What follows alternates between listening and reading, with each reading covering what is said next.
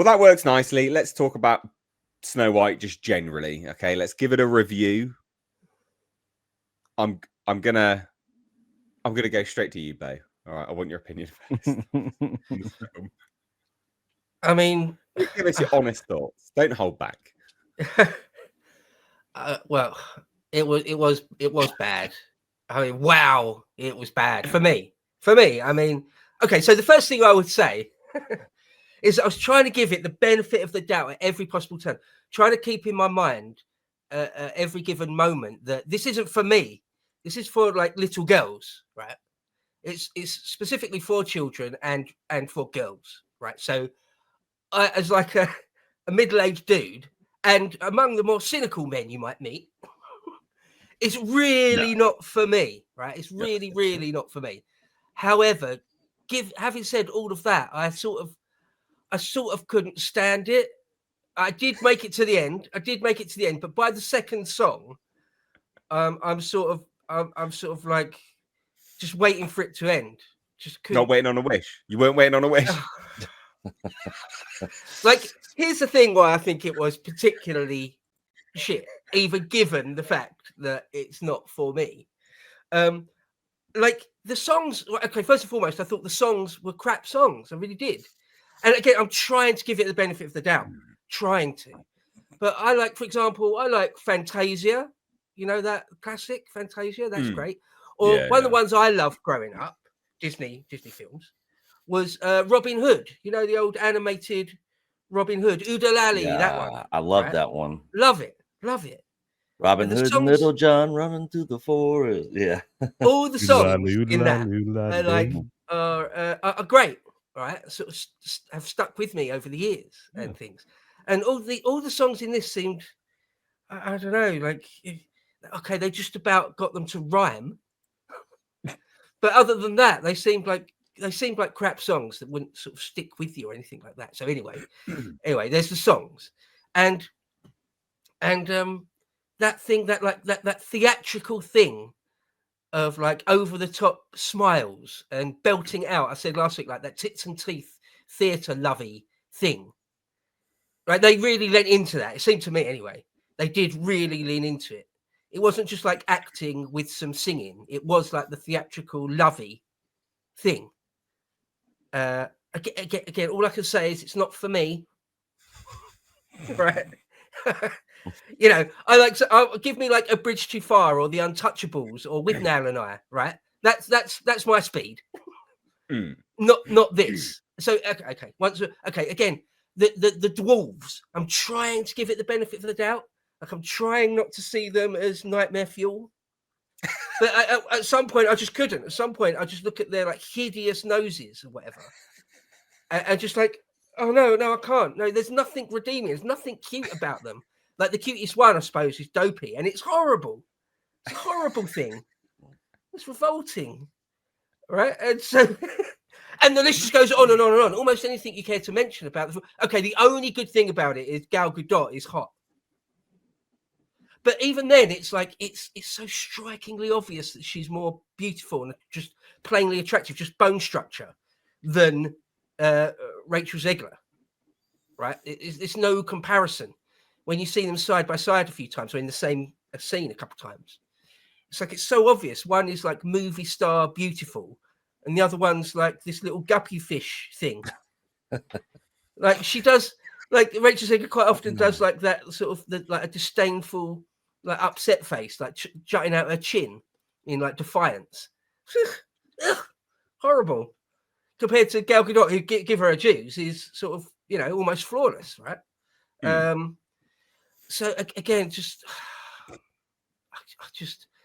I was sitting through it like I didn't feel that tired going in, but by 2/3 of the way through the film, I'm like falling asleep. I'm like not looking at the screen. I'm just like, because I know it's a relatively long film. Well, not long, but it's not a short film, is it? It's sort of average to slightly long above. for what it is. Yeah, for what it is, it bloody seemed long to me. I did come out of it thinking, right, give it the best possible précis I can think of. If I was a little girl, if I was like an 8-year-old girl, I'd probably walk away thinking, Well, it was all right. That was a film about Snow White. Goodies and baddies. The goodie wins. Right. It was subversive if you're looking out for that. Again, if you're sort of you know what to look for and you're used to it and you're a cynical person, it was very subversive. But if you're not looking out for that, you're not looking for all like the insane diversity of the village that the castle's in. So much of it. Then if you sort of let that wash over you, or you sort of don't notice it, you're colorblind or whatever, then it's just a film. But one thing that did strike me right at the end, with like the denouement of the piece, where there's confrontation, isn't there, with between Snow White. There's one bit when she says something along the lines of, and I'm paraphrasing, what happened to like when the times were just good and innocent and good things could grow? Like what happened to those times? And it did strike me as that's so subversive, the idea of that like it cries out in pain while it strikes you. You know, that old thing. Like, could you be more sort of slimy and subversive? But again, if you're not looking out for that, you probably would miss it. But yeah, I obviously didn't like it.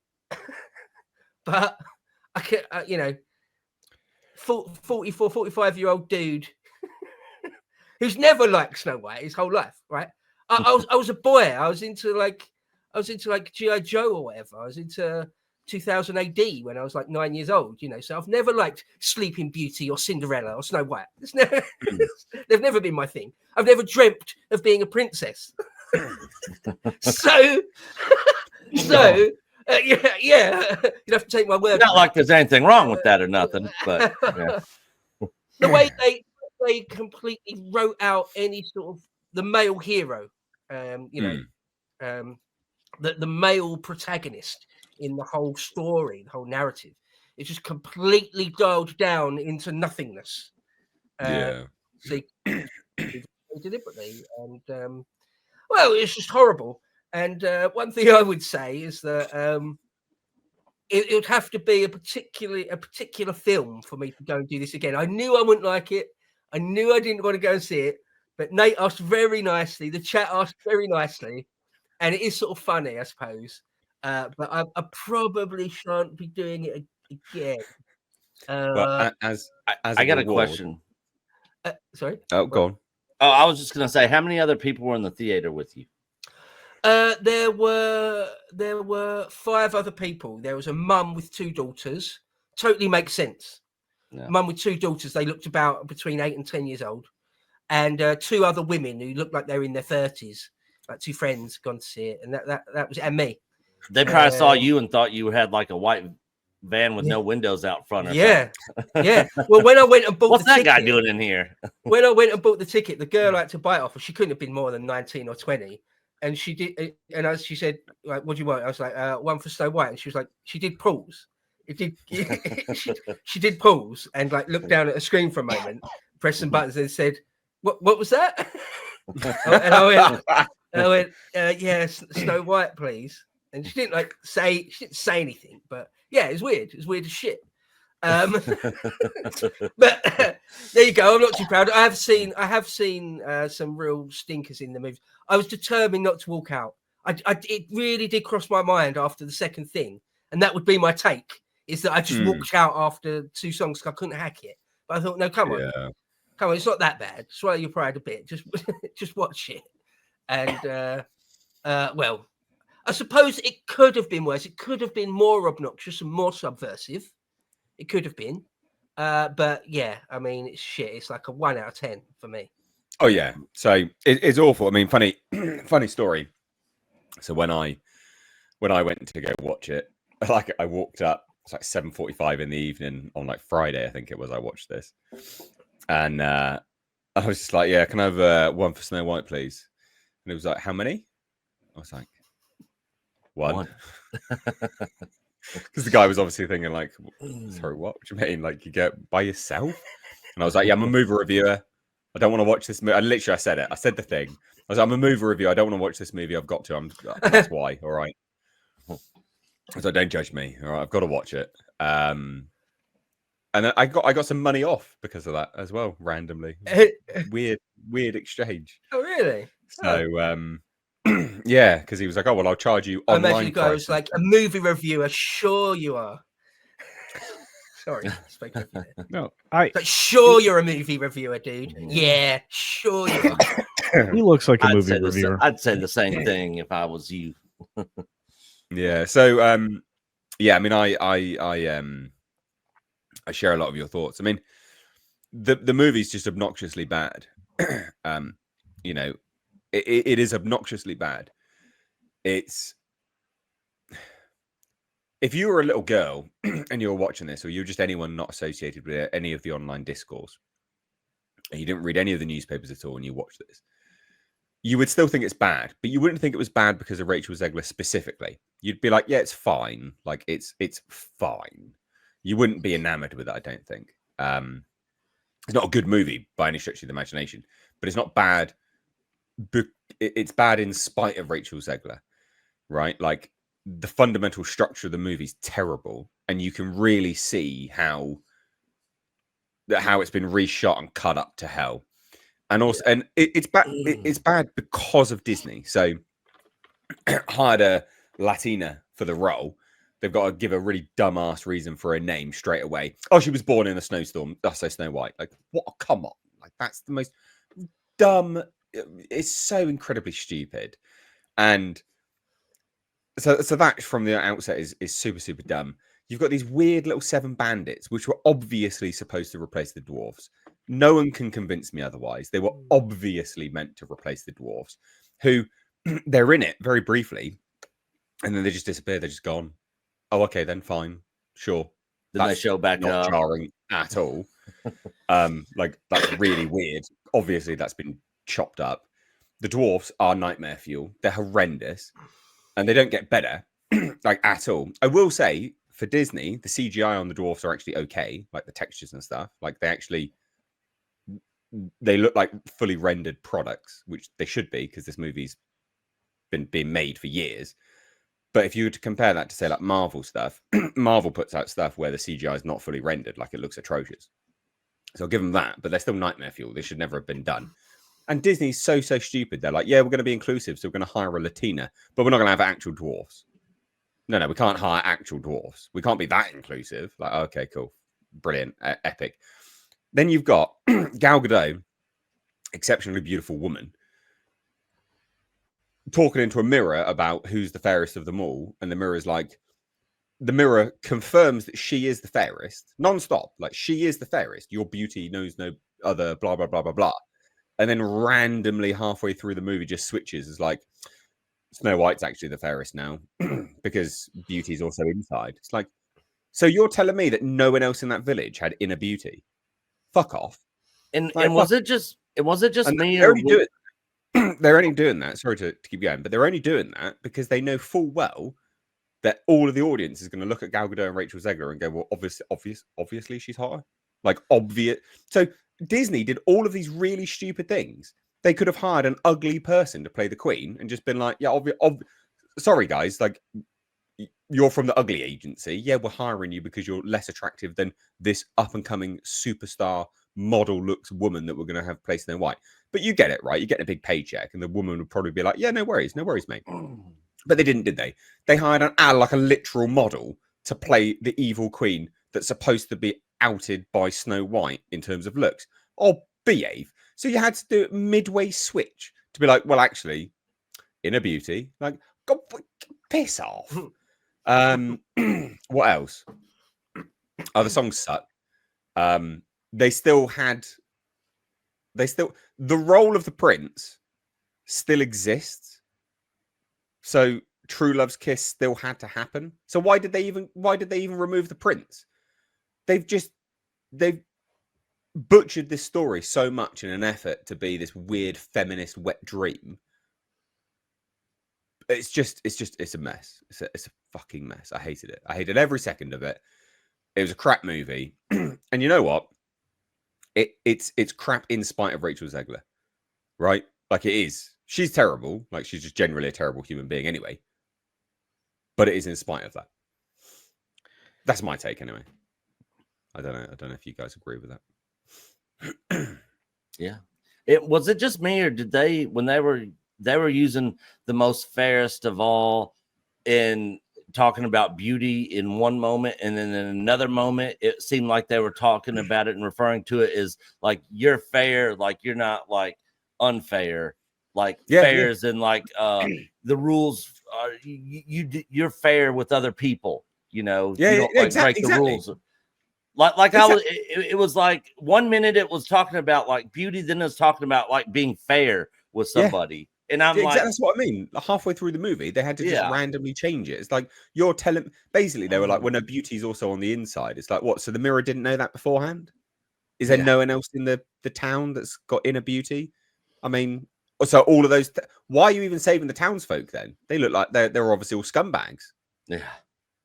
Like why? Like if they can't be fairer than the evil queen, they're not worth saving. Just kill them all. Burn the whole town down. To hell with them all. Murder them all. I don't care. Like what? What a crap movie. Go on, Nick. Give us your review. So yeah, like I said, I'm in agreement with both of you guys. For a Snow White movie, I give this movie a 0 out of 10. For just a Disney live action movie, I gave it a 2 out of 10. It got a point for, I did think that the CGI on the dwarves were pretty good at times, and some of the cinematography shots in there I thought looked fairly decent, and that's about it. You know, so when we kicked this off, I said that after I got done watching it, I went back and watched the original 1937 film, and of course that film it's got songs and stuff in it where they're singing.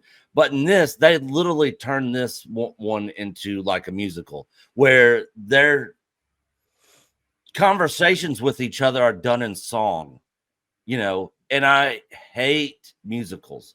So I hated this. And within the first 20 minutes of the film,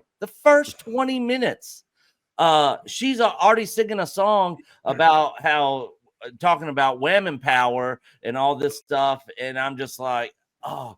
So Jeremy from Geeks and Gamers walked out. He said he didn't even make it halfway through the movie. I'm guessing he probably walked out after that freaking cringe song she was singing. But literally I was sitting there going, what is going on right now? And the other thing I noticed, when the queen was trying to get her subjects to kill Snow White, why did she get the black man to try to do it 2 times? She got the black guy to do it twice. Yeah. Is that not racist, Disney? Why you got to get the black man to kill everybody? Like, did anybody else pick up on that? Like the first time it was a black dude, the second time was a black dude, and there was tons of white guys around there. Why is she always handing it to the black guy? So, well, they were trying to send a message, Nick. They wanted to show that black people don't always cause violence to Latinos. Yeah, it was a joke. Yeah. And then they totally changed up the thing with the heart in the box. You know, in the original, it was a pig's heart that was in the box. Like they couldn't, you know, upset the animal activists, so they couldn't do that. So they replaced it with the apple. Like really? Like, that was hey, I killed her. Her heart's in this box. You're not going to open it and look? Like she's just carrying the box around like, I just believe him. What's in the box? What's in the box? And she opens it and it's an apple. And I was just like, this movie is so dumb. And to Nate's point, yeah, you could definitely tell that this thing was chopped up. It was like they were in a junkyard and took tons of parts of all different kinds of cars and made one giant mess of a car that didn't look or run right. And that's basically this movie. The bandits, they were in and out of the movie. And then they just show up at the end, you know, just out of nowhere. Like you could definitely tell that they were supposed to have a bigger role in this.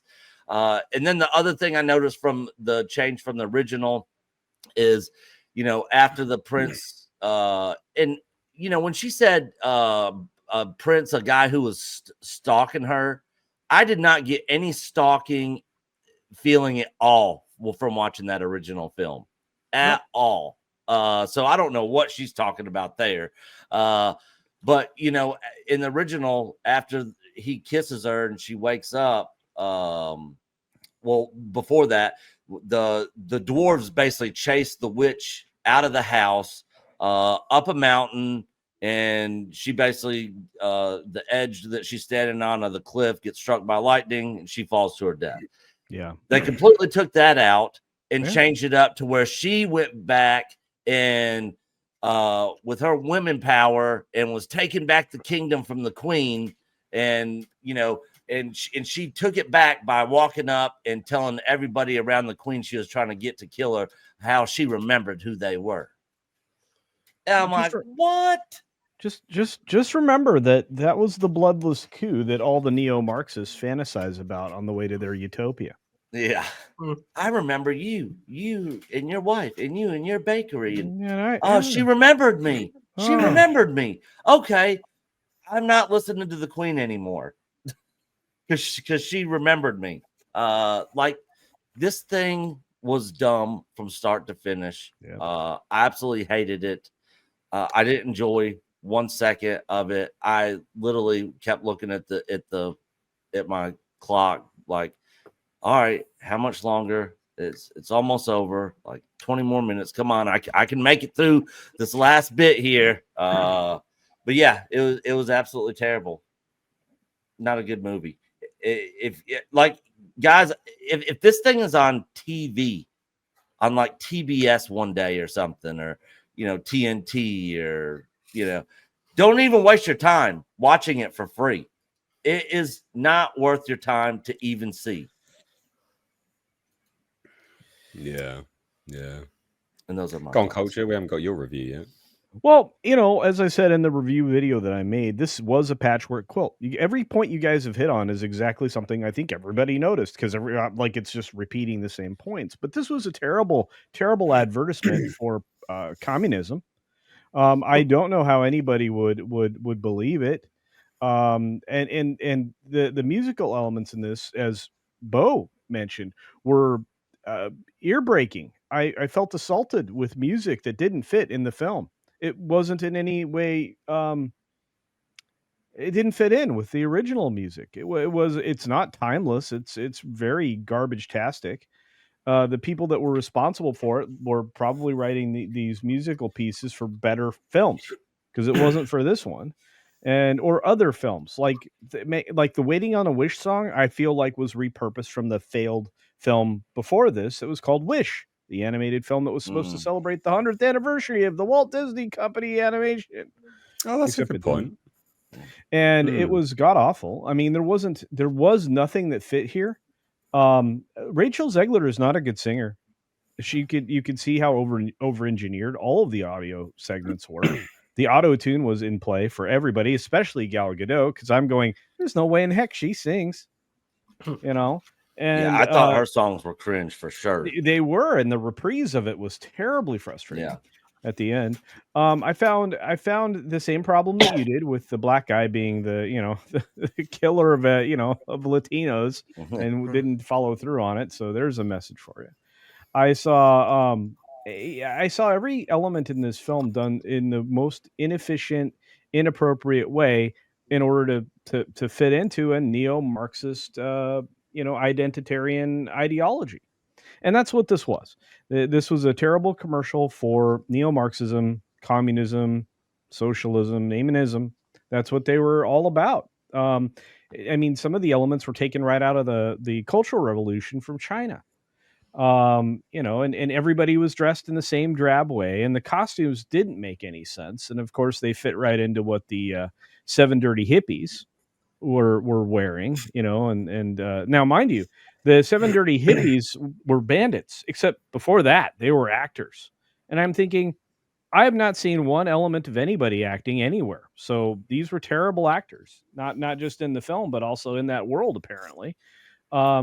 And the only little midget guy that made an actual appearance in here was elevated to being the crossbowman. Yeah, the crossbow guy. I was like, what the actual F is this? You know, and I'm like, Disney is lost right now. And I said that when I was watching the film, this film has an identity crisis. It doesn't know what the frick it wants to be. And it all ties together, as I mentioned before, with the patchwork quilt idea that they shot this movie 3 full times, plus all other sorts of pickups. We know it for a fact, because guess what Rachel Zegler did? Because she's an idiot. She went on Instagram and told everybody that it was 4 years of her life and 3 beautiful summers in London. That's mental, isn't it? 4 years. That's insane. I'm like, first of all, you should be done. 90 days, you're done. Get the flip out, never come back. That thing's supposed to come out on the screen. And it lends itself to the only thing that's logical, which is everything we've been reporting on for 2.5 years now about this film, which is they had to switch it up multiple times. And the original story, which was crafted by Greta Gerwig, was so terribly identitarian and Marxist that they had to absolutely deconstruct it with 6 other writers. Greta Gerwig is uncredited in this film because she ran the flip away from it to go destroy Narnia next. She's going to destroy C.S. Lewis. She's going to take God out of C.S. Lewis's best set of books. You know, and I'm like, give me strength. So that Trash Fire is coming down the road. Can't wait for that one. I'm sure we're going to make Bo watch that series. And then overall, the movie was nonsensical. There was not a linear through line. The dwarves were added to promote the roller coaster attraction at the Magic Kingdom in Florida, because the mine area looked like the dang ride at Disney. The only thing that they got right in regards to the dwarves was the one moment where Dopey has the jewels or the gems in his eyeballs. That was in the original, and that was in this. The shot-for-shot elements from the original animation were few and far between. In fact, somebody actually made a collage of what the most recent trailer, the acceptable trailer with very little Rachel Zegler in it, we're able to compile everything shot for shot from the animated. It's roughly a breakdown. In every other aspect, though, this film gave me a headache, from the terrible musical numbers, the terrible art direction, the ungodly overuse of golden hour from the volume. That yellow, that thing was intensely terrible for lighting. It didn't make things look otherworldly. It made them annoying as F. Like, hey, does this sun ever go down? Because please help me. You know, and again, the reason that the everything in this thing had 3 different suns was because it was basically lit by the golden hour lighting effects that were applied to the volume screen that was behind everything. So it was obnoxious when it came to that. And that's the other problem. The reason it doesn't look authentic, like a quote unquote live action, is because they overused the volume. Is because that was so flat. You at a certain point, the set ends, even the digital set that's put in place, and the actual flatness of the environment that they're in replaces it. It's why all the Disney stuff looks like terrible soap operas now. It doesn't matter if it's a film or a television show. Is they over rely on all that digital wizardry when they should just go out to a place that has a damn castle or build a set. And again, the set making that did happen in this was marginally okay. It was on the fringes of being like, you know, a college theatrical production. So everything else about this just felt inauthentic. So while you're supposed to be watching a fantastical fairy tale that takes you somewhere, there wasn't anything to aid that. The big ask in this movie was to try to ignore Rachel Zegler, you know, and all of the conceits that were built into this film were god awful. I couldn't find one thing that I could believe in. And that's a problem. Movies about not just imagination, but like believing that you're being taken to this place. And I didn't believe that at all. But set all of that aside, you know, the only thing good in this was that Burnap kid. And that was for very, very small periods of time. Fortunately for us, he wasn't in it a whole lot. And I walked away from the film, and this is my final thought. I walked away from this film going, nothing happened in this. There was a beginning, there was an ending, and there was moosh. And I was like, where did all the time go? I know that I was here for an hour and a half. I know that. I was here, you know, not of my own will. But I was at that movie theater in that movie, and I don't know where the time went, because even though I can recount beat for beat what it was, there was nothing in there that was engaging. So I felt like thing happened, then thing happened, then thing. See, and that's the problem with screenplays now. They're writing from that perspective. And then this happened, and then this happens, and then this. That's not how you make a damn movie. It's not how you write a screenplay. It's not how you write any kind of a story. Anyway, sorry. I'm pissed about it. No, it's good. But one, I wanted to add one quick thing. Can we quickly Two quick things. One, they're already taking promotional material down, like in like LA, New York, like big billboards, all that. Yep. Second, for the DBZ fans out there, one of the funniest memes I've seen on this is Goku's always trying to find a place for him and Vegeta to fight where there's nobody at, and it had them in the Snow White theater. There you go. Can I add a couple of super quick things, Nate, before we move on? Yes. Just wanted to say what I've been thinking about it while you guys have been talking. And for me, one of the main takeaways, one of my main sort of images, snapshots of memory, is the scene when they decide they like each other, Zegler and the bloke. And there's one point when they're face to face singing at each other, and she's sort of like belting out, like shouting, singing in his face, like that far away from his face. It's just weird. And the last thing, I really want to absolutely mirror what Culture said about imagination and about suspension of disbelief and all that sort of thing. Yeah, for me, this was not enchanting. We can call it obnoxious or whatever. You don't like it or you don't like her, but it certainly wasn't enchanting, right? Even if you was a little kid, I don't think it's going to fire your imagination. And for a Snow White movie, that's got to be a fail, hasn't it? It's got to be enchanting. It's got to be likable. It's fairy tale, right? It's got to be fairy tale-esque, and it's not. It's just paint by numbers, fairy tale nonsense. Yeah.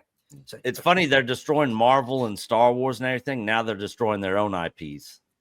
Yeah. Well, not technically. It's a make of Brothers Grimm. Is it? Brothers Grimm? Yeah, that's what I was going to say. I think it is a Brothers Grimm. Yeah. So I'm not technically their own actual IP. Very disappointed to hear. It was news to me what Culture said about C.S. Lewis, because that's one of the cornerstones of our sort of Victorian. Yeah, that would be terrible if they completely wokeify that. That'd be horrible. Yeah.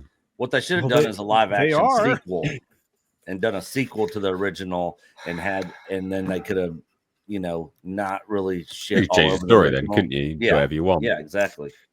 Anyway, let's move on from this absolute detritus, garbage movie. So.